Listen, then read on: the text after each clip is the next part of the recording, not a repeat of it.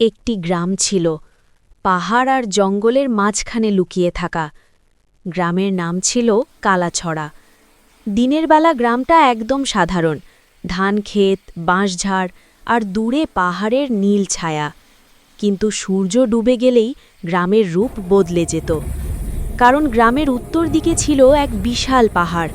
সেই পাহাড়ের গায়ে নাকি থাকত এক বড় ভূত, এত বড় যে দাঁড়ালে পাহাড়ের সঙ্গেই মিশে যেত।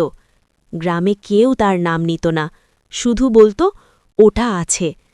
রাতে গভীর হলে মাঝে মাঝে শোনা যেত ভারী নিঃশ্বাসের মতো শব্দ, হুঁ হুঁ। আর ভোরবেলায় দেখা যেত মাটিতে অদ্ভুত বড় পায়ের ছাপ, যেগুলোর পাশে মানুষের ছাপ খেলনার মতো লাগত। বুড়োরা বলতো ও মানুষ ছিল, কিন্তু এখন আর মানুষ না।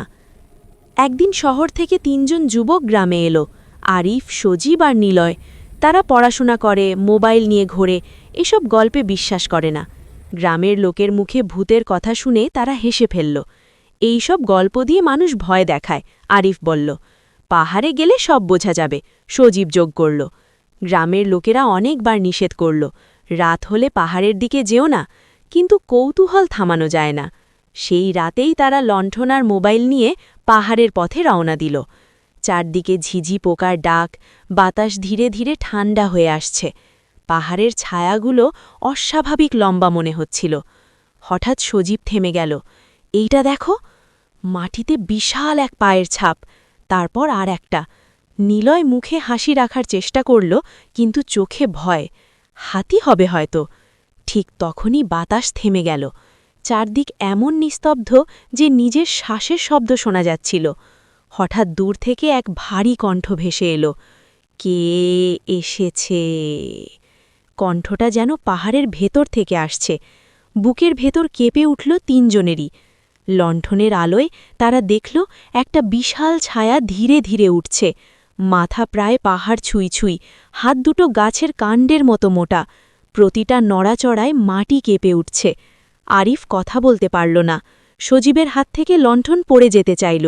নিলয় শুধু তাকিয়েছিল। ভূতটা সামনে এসে দাঁড়াল। চোখ দুটো জ্বলছিল, কিন্তু সেই আলোতে লাগের চেয়ে বেশি ছিল ক্লান্তি। ফিরে যাও, ভূতটা বলল, এটা মানুষের জায়গা না।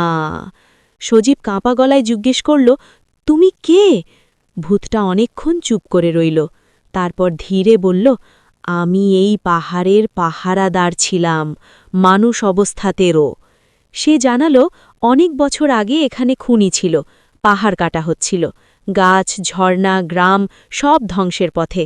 সে একা দাঁড়িয়ে বাধা দিয়েছিল, কেউ শোনেনি। এক রাতে পাহাড় ধসে পড়ে, সে মারা যায়, কিন্তু পাহাড় তাকে ছাড়েনি। আমার শরীর বড় হয়েছে, কারণ দায়িত্বটা বড় ছিল। সে কাউকে মারেনি, শুধু ভয় দেখিয়েছে, যাতে কেউ পাহাড় নষ্ট না করে।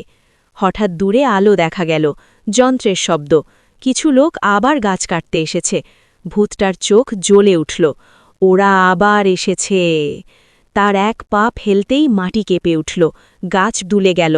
বিশাল ছায়াটা পাহাড়ের দিকে এগিয়ে গেল। ৩ যুবক দূর থেকে দেখল আলো আর অন্ধকার একসঙ্গে মিশে যাচ্ছে।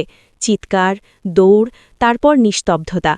ভোর হলে দেখা গেল গাছ কাটা হয়নি, যন্ত্র পড়ে আছে, মানুষ কেউ নেই, সবাই পালিয়েছে। পরদিন আরিফ সব কথা গ্রামে বলল। কেউ হাসল না, সবাই চুপ।